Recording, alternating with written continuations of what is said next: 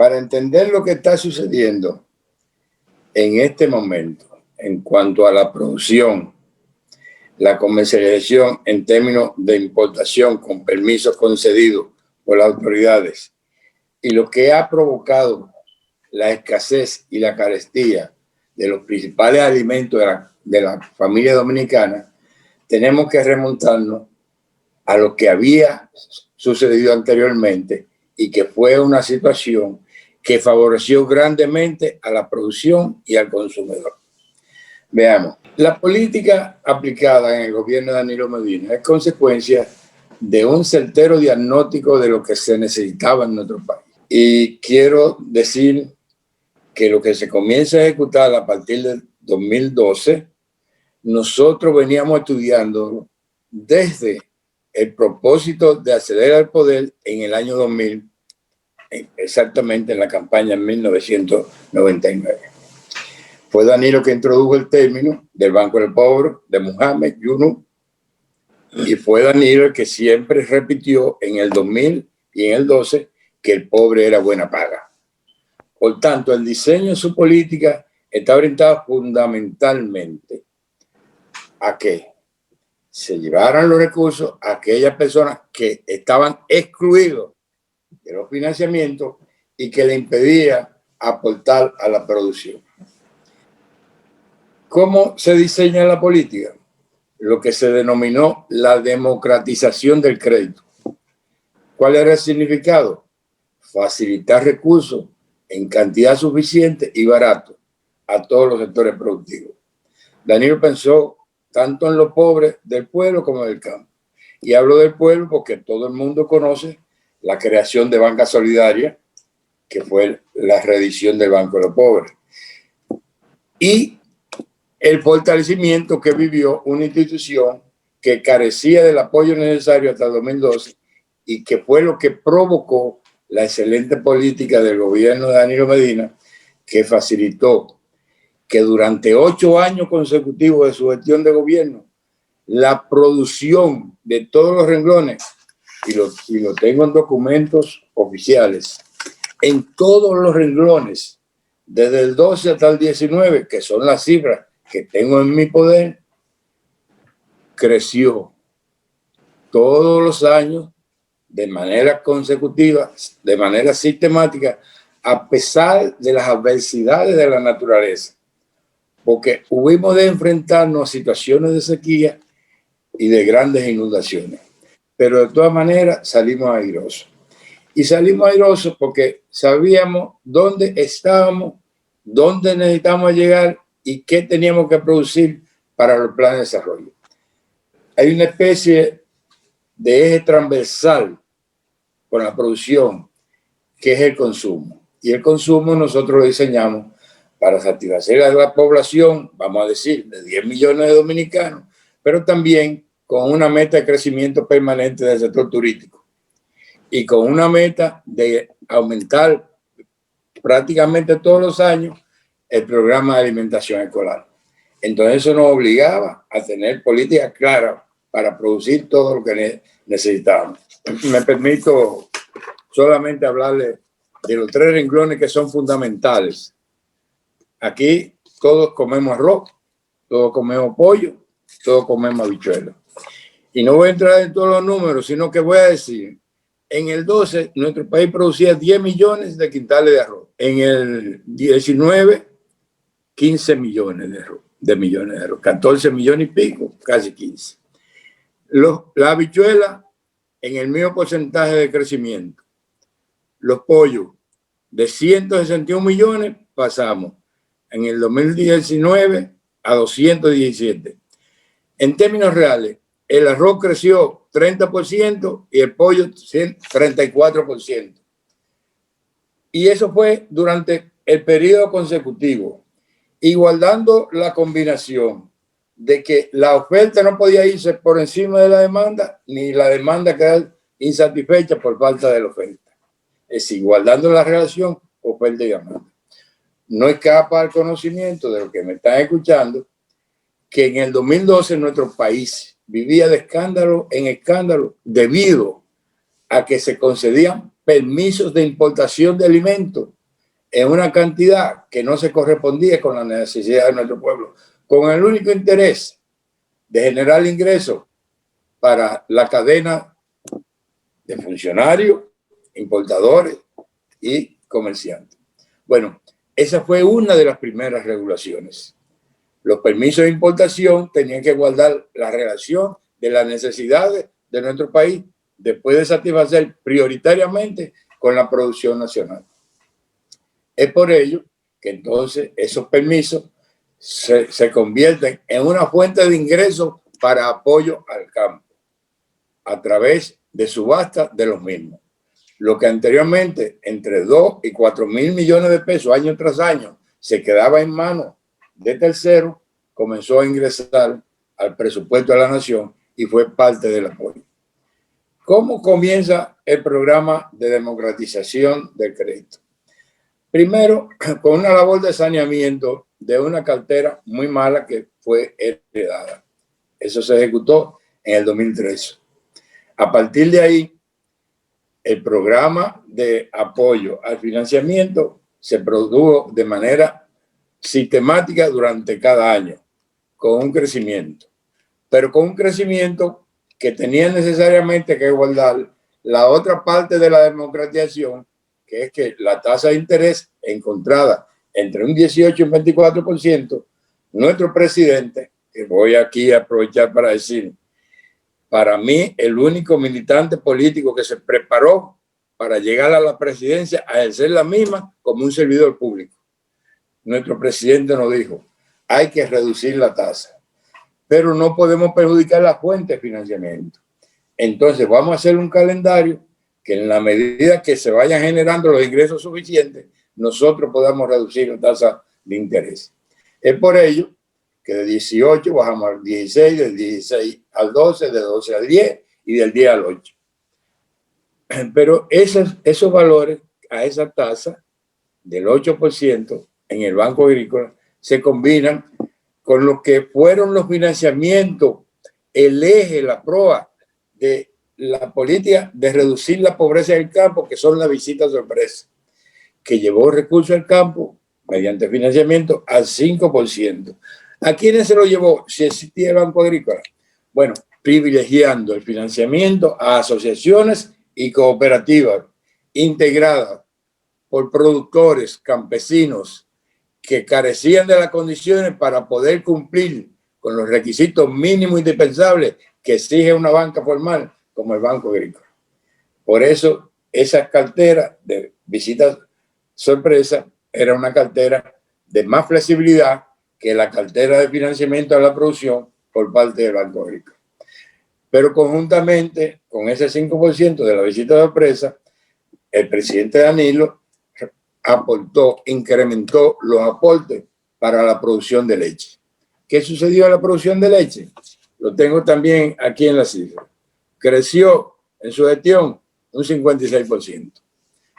Pasó de algo de cerca de 500 millones de litros a 900 millones de litros. Al 6% los préstamos de Conaleche.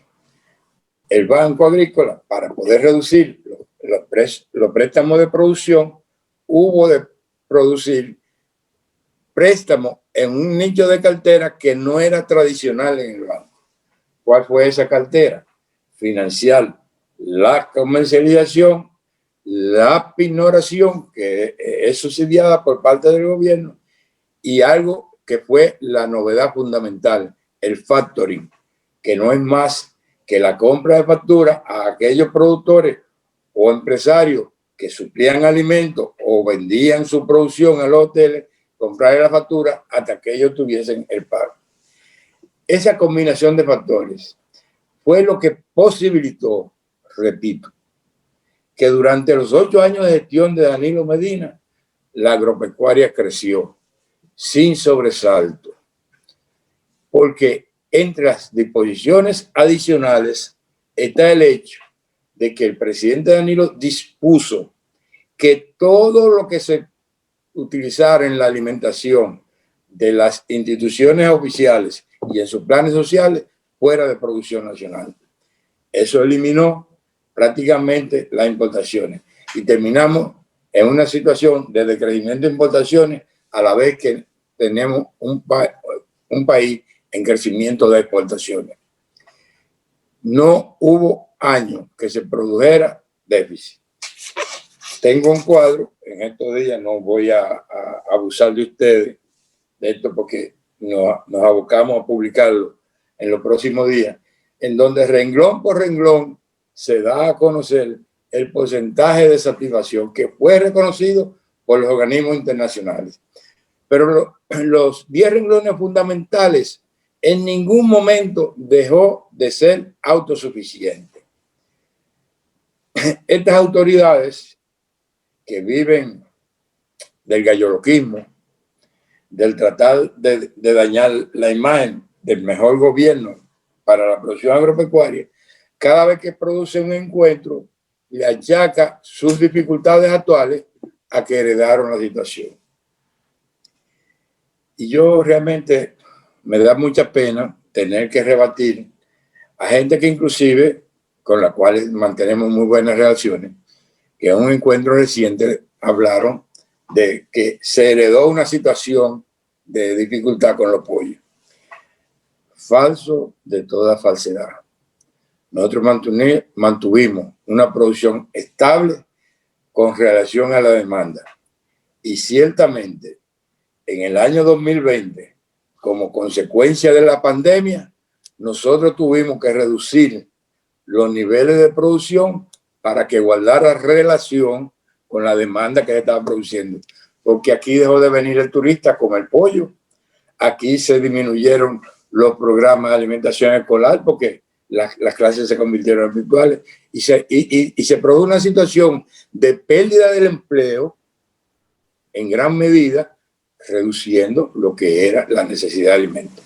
Por tanto, esa reducción que se produjo a partir de mayo de los niveles de producción tiene relación con la necesidad que había de satisfacer únicamente una menor demanda. ¿Qué hizo Danilo? Contrario a lo que se hizo ahora. Como hubo en el mes de marzo y abril un exceso, porque ya la producción se planifica con 3 meses de antelación, pues hubo una sobreoferta. ¿Qué dispuso el presidente? La compra de todo el excedente para ser dedicado a los planes sociales. O la gente que critican de todo lo que se hacía en el gobierno del PLD, dijeron que eso era para favorecer la candidatura, no para satisfacer la necesidad de alimento a la población.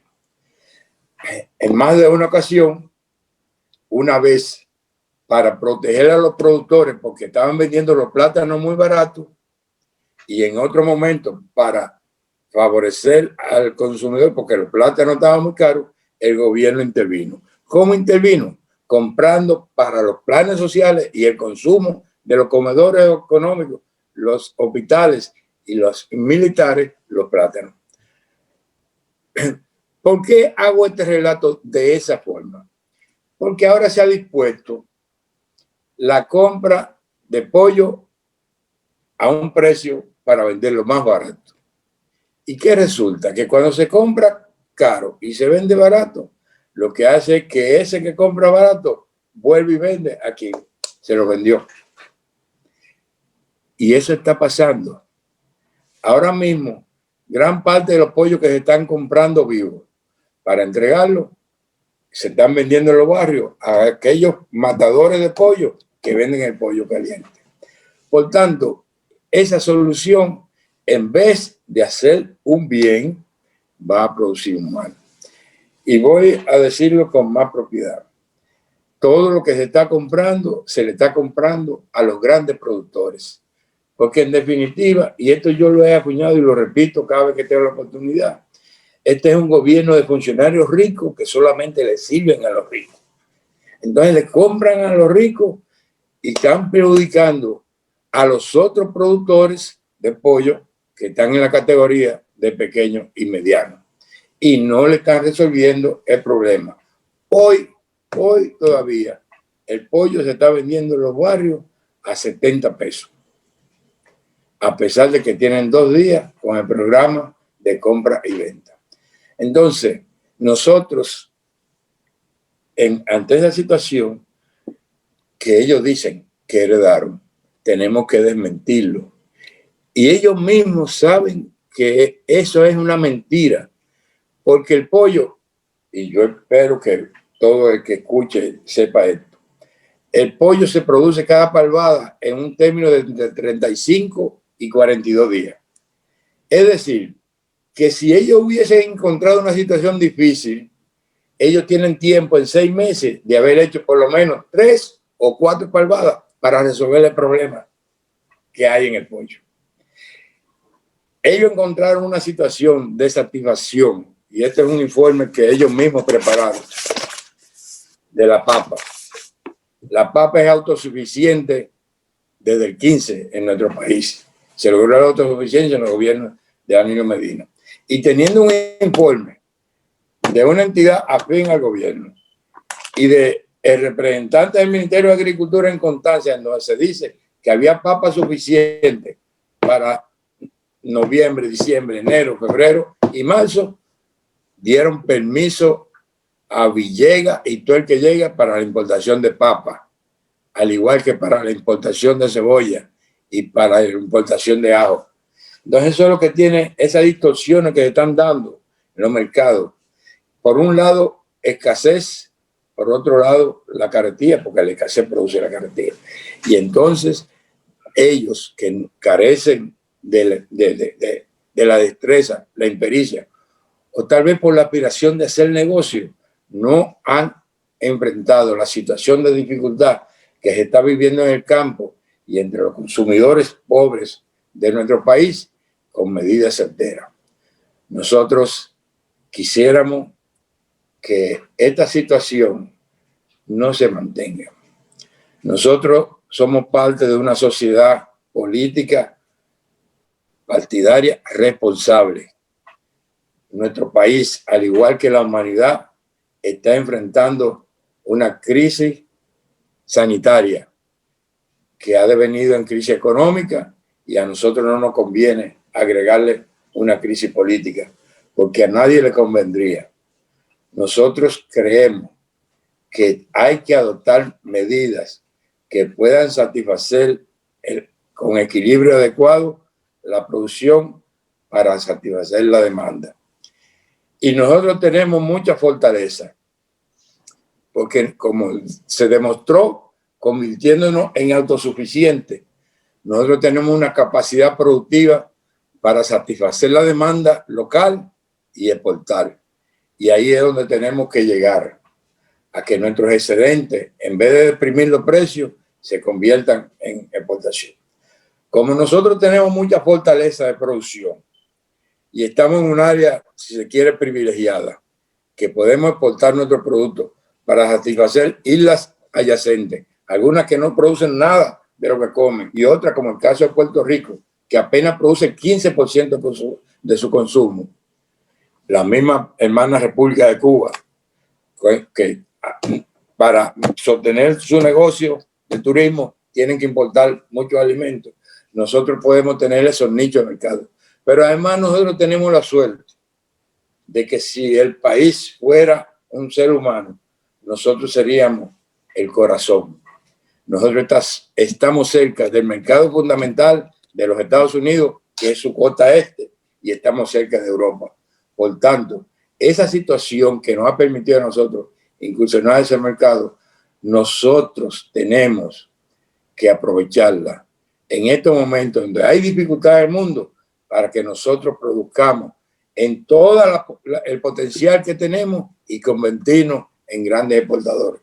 Y voy a poner un ejemplo, si me permiten, breve, el ejemplo del pollo. Nosotros tenemos una capacidad instalada para producir 25 millones de pollos mensualmente.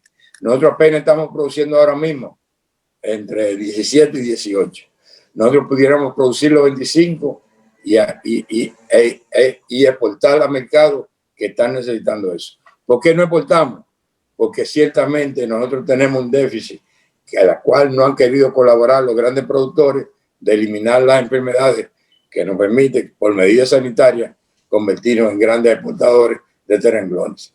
Pero como dije en estos días en una entrevista, solamente con las patas de los pollos que producen una sopa que es un delicatessen en China, nosotros podríamos tener un gran negocio en un futuro no lejano. Muy bien, muchas gracias, don Carlos. Estoy presto por si tienen cualquier pregunta o aclaración sobre lo que es. Don Roberto. Sí.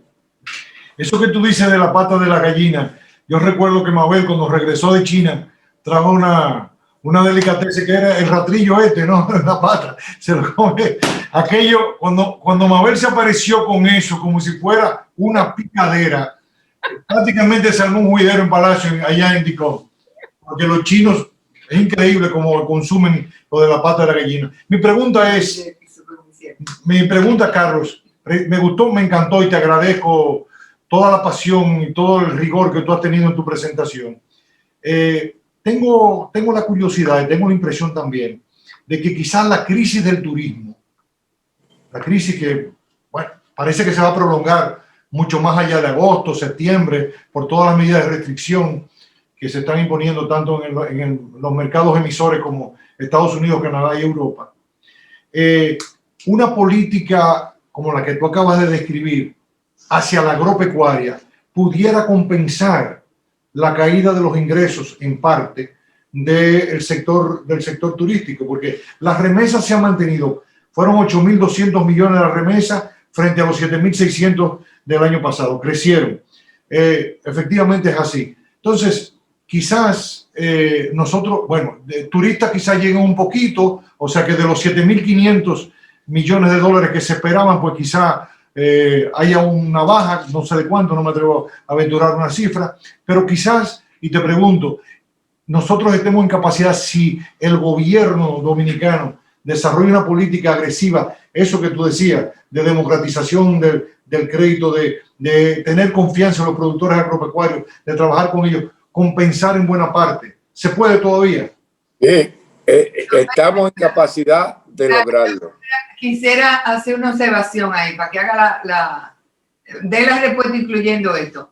A mí entonces me preocupa que si lo que estamos buscando, cómo resolver los problemas que tiene el productor, si ahora mismo no hay turismo y ellos no pueden, diríamos, servirle al sector turístico ni tampoco a las escuelas, porque no hay almuerzo escolar, ¿de qué manera se puede resolver si el punto es que estamos importando? Porque entonces lo que debiera de hacer es estimularse que con una estrategia que los productores produzcan, pero con otra estrategia, no afectando más entonces a los productores.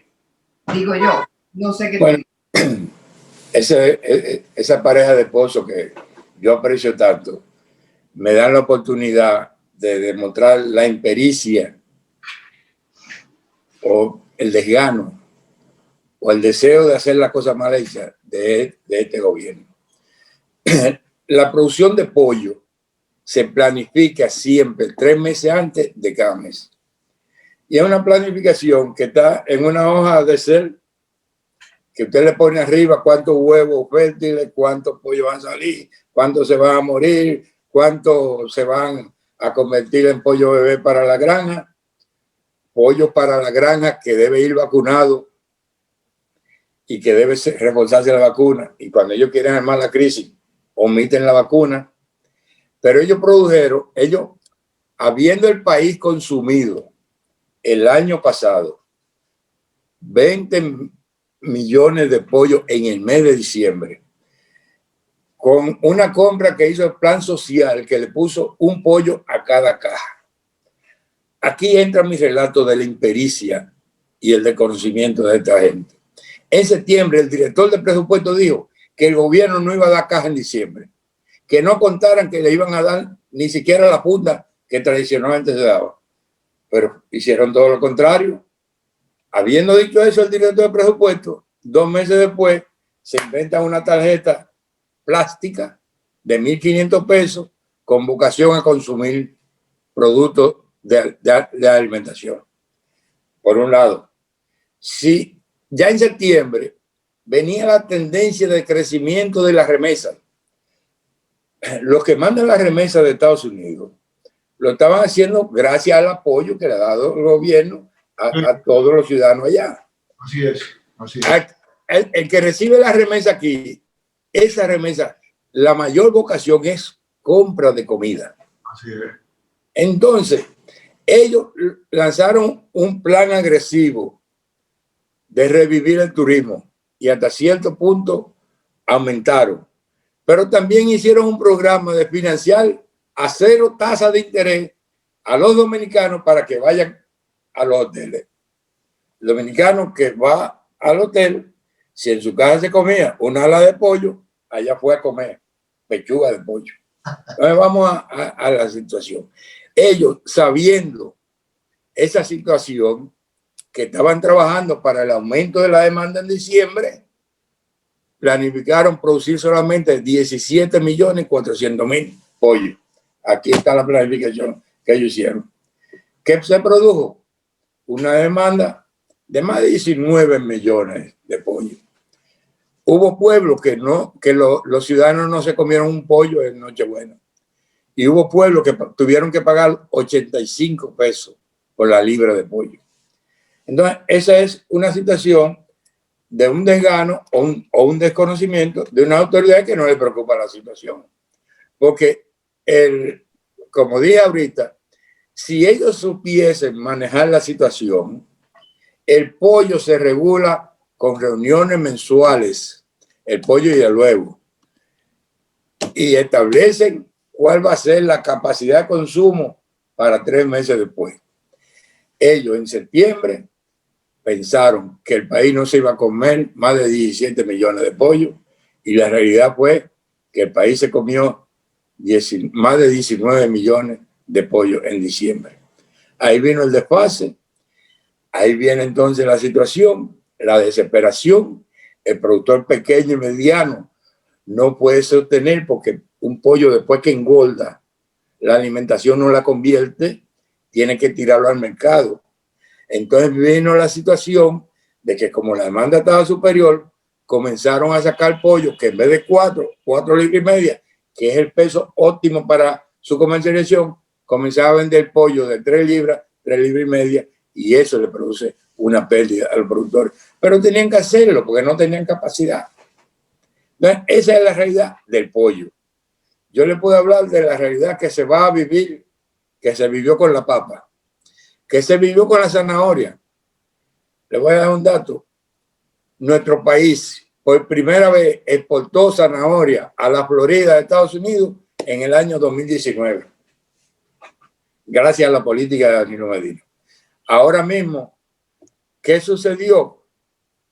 Que los permisos ahora están como los billetes pelados. Nadie lo quiere por la cantidad de permisos que dieron para importación. Y eso es lo que tiene la situación de dificultad. Porque los países, cuando tienen capacidad de producir, tienen que buscarle mercado a su producción. Y si no lo tienen de manera local, tienen que buscarle importación. Ustedes van a ver en una publicación que vamos a tener en los próximos días cómo se mantuvo en crecimiento. Para citar un solo ejemplo. La exportación, la producción y exportación de cacao que tenía nuestro país en el 2012, cuando llegó Danilo Medina, se duplicó al 2019. Cacao, que todo el mundo sabe el prestigio que tiene nuestro cacao en los mercados internacionales, principalmente en Europa. La exportación de guineo por igual. Porque nosotros, por razones de ventajas, nosotros producimos mucha calidad. Y aunque nosotros fuimos afectados por severa sequía e inundaciones, Centroamérica, que es nuestro competidor en el guineo, tuvo mucho más pérdida que nosotros. Y nosotros nos vimos con la posibilidad del año pasado y y ellos se llenaron la boca de que aumentamos la exportación de guineo, pero el guineo no se produce en 4 meses, amigo mío. Usted está exportando los guineos que le dejamos en producción. Entonces, nosotros tuvimos que suplir compromisos de contratos de mercado que tienen los centroamericanos con los países europeos. Eso nos dio una ventaja para poder comercializar mejor nuestro producto. Pero hay otros renglones que es bueno que la población lo sepa. Nosotros, para llevar nuestro plátano a Puerto Rico, tenemos que llevarlo pelado. Bueno, eso nos da un poco de trabajo, pero nos crea una mano de obra. Es bueno. Lo llevamos pelado. ¿Pero por qué lo llevamos pelado? Hay otros países que no lo aceptan pelado. Porque nosotros estamos afectados por la cigatoca negra. Entonces, todos los países se protegen de que no le lleguen enfermedades. Todas esas cosas, cuando se está planificando la producción, hay que tenerla en cuenta. Por eso, el éxito de Danilo, de mantener el crecimiento constante al mismo ritmo que se aumentaba el consumo, eso fue lo que permitió que nuestro país, durante 2 periodos de gobierno, mantuviera una inflación por debajo del 4%, privilegiando el precio, la estabilidad del precio en lo que el pueblo pobre consume. Por eso es que Danilo en el campo es conocido como el presidente de los pobres, como el presidente del agricultor. Entonces, a esta gente le falta eso, el amor al campo. Bien, Carlos Tomás tiene una pregunta. Don Carlos, muchas gracias por sus explicaciones y placer inmenso tener este contacto con usted. Con relación al precio del pollo, el gobierno pagó a 50 pesos la libra a los productores de pollo para comprarlo a través de Inespre y distribuirlo. En el caso del gobierno de Danilo Medina, creo que ante una situación que se dio una vez, ese precio se pagó a 34 o 37 pesos. ¿Considera usted que después de que el gobierno ha fijado esta tarifa con esos productores, es posible que la carne de pollo vuelva a bajar de precio en algún momento? No, es muy difícil. El precio del pollo se va a estabilizar en el momento que la oferta esté similar a la demanda. Mientras haya esa desproporción entre oferta y demanda, aquí no hay estabilidad de precio. Y no lo pueden lograr con ese programa que han establecido. Recuerden que les dije, cuando Danilo compraba pollo, era para distribuirlo entre la población, no para venderlo. Porque lamentablemente los subsidios, por buenas intenciones que tengan, son una fuente de corrupción. Porque si usted compra 10 pollos vivos en un camión del Inespre y le paga por el lado a un puesto de venta de pollo caliente y le ofrece 25 o 30 pesos más que lo que usted pagó, usted lo va a vender. Tan sencillo como eso. Entonces, Danilo compraba con vocación a donar. El gobierno compró y le dio una ayuda a los productores, facilitándole el cuarto frío en un momento que hubo una sobreproducción. Y sí, el gobierno ahí cubrió el costo de los cuartos fríos. Pero realmente el gobierno de Danilo Medina se cuidó mucho de mantener los precios estables. Y por eso, y aquí tengo que decirlo, no solamente el de Danilo, los gobiernos del PLD, desde 1998, estableció un subsidio a través de pinoración para mantener estable el precio del arroz. Eso solamente se distorsionó en el nefasto periodo 2000-2004. Pero desde el 2004 hasta este año, el arroz nunca había aumentado de precio. Y ustedes deben saberlo, porque aquí ¿quién no come arroz? El arroz se mantuvo desde el 2004 entre 19 y 24 pesos, creciendo lógicamente al ritmo que crece la economía. Cuando un país, su economía crece con una combinación de crecimiento de los sectores, no se produce inflación. Y fue lo que se logró haciendo crecer, vuelvo y repito, como dije anteriormente, todas las producciones del campo aumentaron su producción en los 8 años de gestión de Danilo Medina. Inclusive se agregaron productos a la producción que no se conocían o que no se producían para comercializar en el 2012. Nosotros tenemos el caso de la pitahaya, nosotros tenemos el caso de buen pan, que son delicatessen en otros lugares. Y aquí simplemente la gente no sabía que eso se comía. Y esos renglones se incorporaron a la producción y a la comercialización gracias a la visión de Danilo Medina con la visita de sorpresa que puso a pequeños productores a por lo menos tener una mata o de buen pan o de pitahaya. Bien, Marino tiene una pregunta. ¿Quién más? Brinela pidió turno. Brinela. Muy bien, Marino y luego Brinela.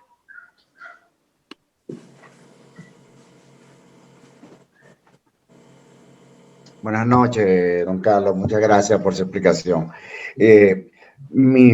Es sobre el tema justamente, creo que don Roberto mencionó un poco al inicio de cuando la producción nacional, si se planifica o se planifica como correctamente, como ustedes la tenían anteriormente, podría ayudar a esa entrada de remesas al país, producto de la decadencia, no, de la caída del turismo. Y usted mencionaba de los países cercanos del Caribe, que viven la mayoría del turismo, pero que no producen nada. Igual la misma Cuba. Entonces, sí sabemos que en muchos países de esos no está llegando turistas, pero hay población. Entonces, quizá pensando si se planificara bien, porque por un lado usted menciona la importación o los permisos, que ya no lo hacen como antes. Ya no se hace, ¿no? Ahora es exclusivamente a personas de dinero, ¿cierto? No se democratiza. No, sí, corríjame, porque todo, soy un... Entonces, no, que no es exactamente dinero. Se han dado permisos para cumplir compromisos políticos partidarios. Ok. Para pagar servicios de campaña. Ya entendí. Obviamente, yo no puedo pensar que voy a venderle a países del Caribe, porque si yo soy un productor mediano, pequeño, que ya no tengo la tasa preferencial en el Banco Agrícola, no es verdad que yo me voy a poner a producir con lo poco que pueda tener o a coger un préstamo usurero para producir, dejar lo que están importando también en sobrevás. Entonces, ¿cómo te visualiza eso? ¿Cómo te cree que esos productores locales y los pequeños puedan subsistir de aquí a un tiempo? A mí me preocupa eso. No sé cómo lo van a hacer. Bueno, tengo que enfocar, mire, los planes, el INESPRE fue una institución que surgió en el año 1969, una coyuntura totalmente diferente ahora. El que INESPRE intervenga en la comercialización está haciendo el efecto exactamente que hace que a usted, a un hombre adulto, le ponga un traje comprado para un niño de 4 años. Las medidas de la década de los 60, 70, 80 no surten efecto en el día de hoy. El mundo es totalmente diferente. Eso es lo primero. Eso es lo que va a hacer encarecer todo y no llegar a los sectores que lo necesitan. Tengo que corregirte que ellos no tienen préstamo. Ellos, con el éxito de Danilo de reducir la tasa de interés de 18 al 8, ellos quisieron dar un golpe de efecto prestando a tasa cero. Cuando un banco presta a tasa cero, y ahí está Rosa Rita y Liliana, que no me dejan mentir, usted está prestando a menos cero la inflación o la depreciación del dinero. Entonces, le están haciendo un daño tremendo a la institución que ha sido el soporte de la producción agropecuaria. Le doy un dato. En los 8 años de Danilo Medina, el Banco Agrícola prestó 145.000 millones de pesos, que representa el 65% de 242.000 millones de pesos prestados por la institución en 75 años. Eso es eficiencia. La tasa cero no está llegando a quienes ellos se la ofrecieron, a los pequeños y medianos. Yo le he demostrado con cifras y con documentos a mano que entre el 75 y el 80% se está quedando en manos de las instituciones estatales que están recibiendo préstamos, como uno que se anunció de 600 millones para el IDECO, o para los grandes empresarios, agroempresarios de Aconagro, que son los que procesan la salsa de tomate, una industria que durante más de 50 años ha tenido mucho beneficio. Bueno, esas empresas, Aconagro, que todo el mundo sabe que Vitorina, Linda y la famosa, recibieron 378 millones de pesos a tasa cero. Eso en un país pobre, afectado por una situación económica difícil, es un crimen. Y eso no resuelve la situación. Y voy a puntualizar lo siguiente.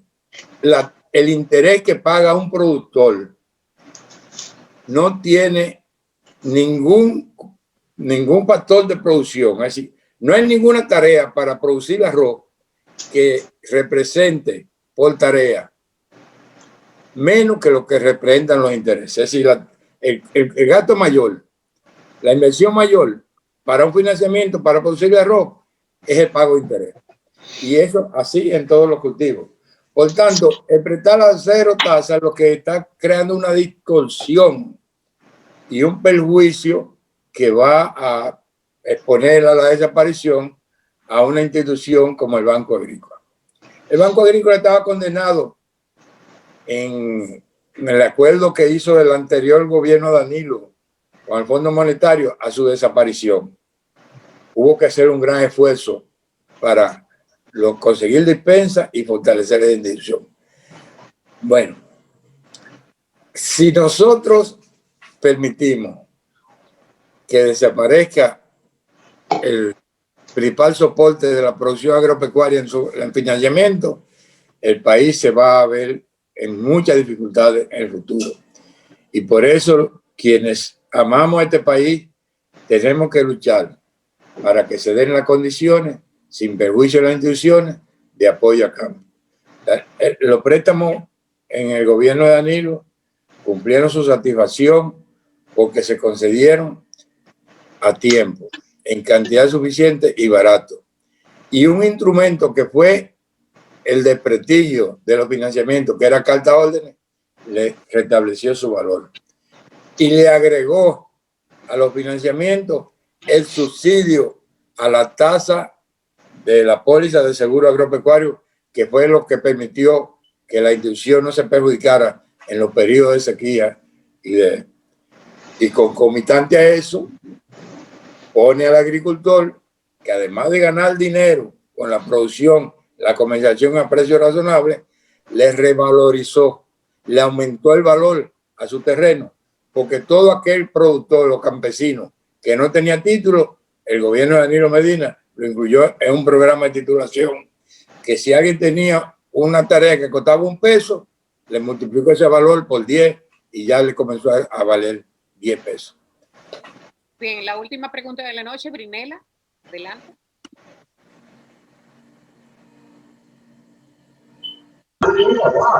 Buenas noches, un placer para todos. Soy de Jánico. Mi pregunta va a ser llana y muy simple para el señor Foster o el señor Roberto Marchena. ¿Ustedes no creen que poniendo una persona en agricultura no es que tiene... Brinela, se corta un poco. ¿Ya me escuchan? Ahora sí. Aunque tiene un rebote. Intenta ahora. Ok.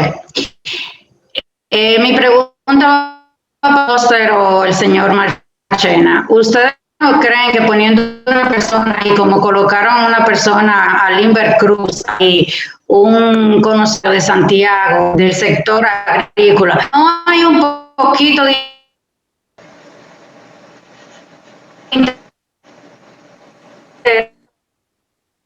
intereses particulares con lo que ocurre?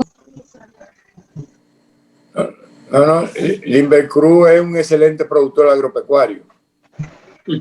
Está considerado el más grande productor de plátano y yuca en el Cibao.